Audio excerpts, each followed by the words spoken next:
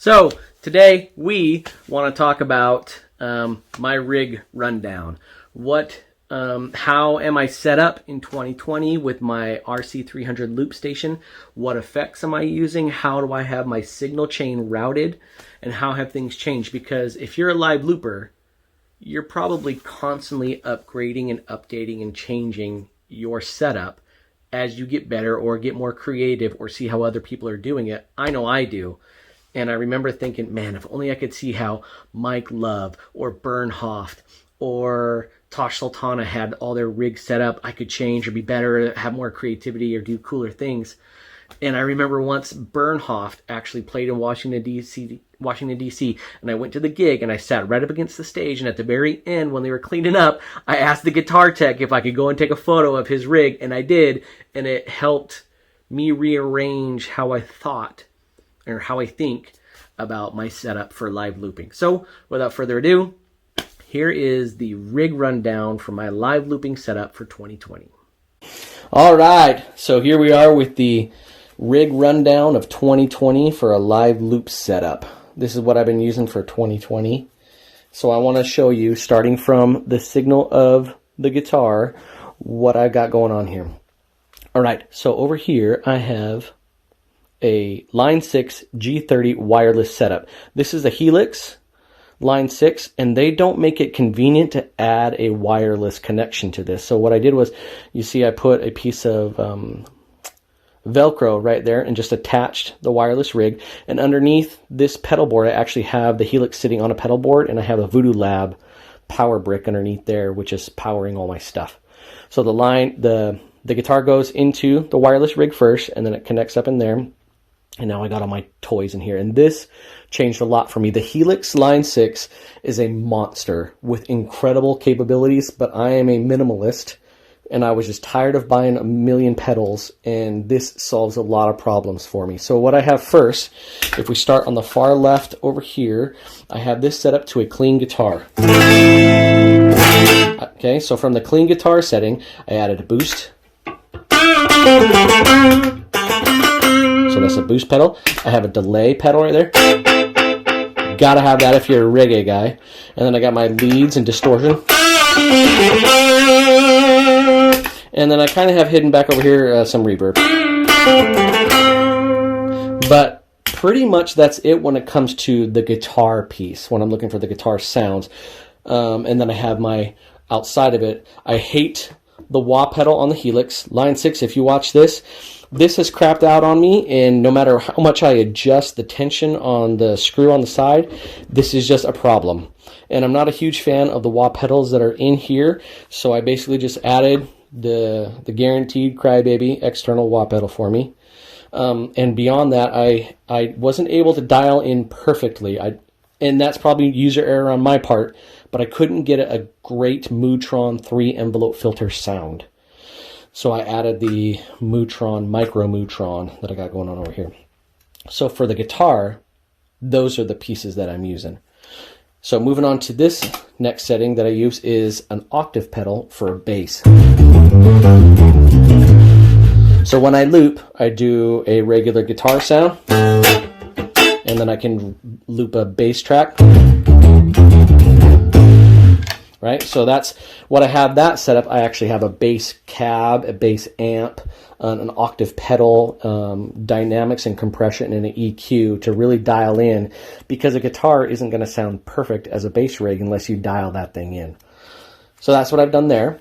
And lastly, another reason why I love the Helix Line 6 is because it has an XLR output. So if you see right there, that output goes to an XLR, so I can affect a vocal track that comes out of the Helix as well, and then send that through the loop station over here. So that's what I've done. So this track right here has a preamp, has compression, and it has an EQ on it, so that when I do my my beatboxing, I can get it to sound exactly how I want to within the mix, and I can dial all that into there before I even send it to a PA or to anything else. So that's how I'm using the Helix before it gets sent to the RC300. So out of the Helix goes to the wah pedal into my Micro-Tron, and that routing is intentional that I have the wah pedal after, because for me, I love being able to do a delay and then be able to control the tone with my wah pedal. So that's kind of critical for the sound that I really like to do. Okay, and lastly, one of the big game changers for me this year was this guy. I always struggled with, how do I effectively control the mic that I beatbox through and vocal loop before it goes into the RC300? Because once it goes into here, you can't really mess with it. You can't EQ it too well. You got to mess with it before it goes in there. And so I had two microphones, one that would go straight to the looper and then one that would go straight to the PA, and it was just cumbersome and all these extra cords, and I looked weird having a stereo microphone stand on stage. So I simplified, and now I just have one microphone and I control it all from here. So this first, where are we at? This first line right here is straight from the microphone. And then this input 1, which is the blue light, that goes straight to the PA. That toggles to your PA. So you run that line, it goes to your PA. But then when you switch that over, that can go anywhere you want. So this one is going straight to, and goes straight from that line and comes back over to here. So that it can then be affected, and I can do all the compression and EQ before it goes into the RC300. So this toggle switch changed a lot for me this year. And it's powered by the brick under the Voodoo Lab brick underneath the pedal board and whatnot. And I could only find it on online from Australia. So if this guy goes out, I'm screwed right now. I need to buy another one so that I have another one. Okay, so let's do a quick little sample of what this sounds like. So I start with track 1 with my clean guitar. Let's do a little reggae. All right, now we're going to switch it over to the bass.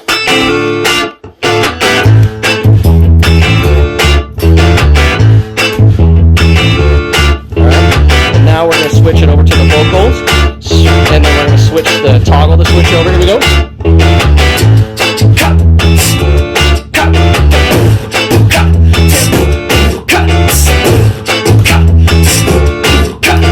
Okay, so now we got all the pieces, and now what I love about this is that I try to keep it pretty simple. You know, I got my wah, my Micro-Tron, my delay, my clean, my reverb, and my bass, and with that, there's a ton you can do as a live looper, right? So let's throw that in, boost, and now we're gonna do some fun.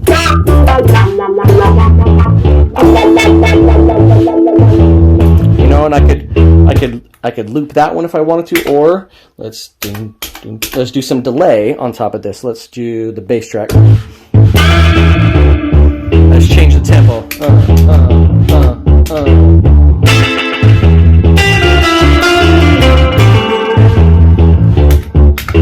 Or let's switch over to that Micro-Tron that I just got and do the clean on top of the clean.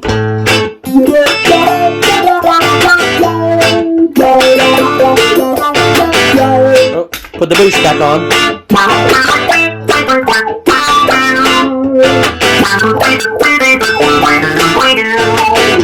So there's tons of variety. Not that, you know, just let's throw the clean in there. Let's go.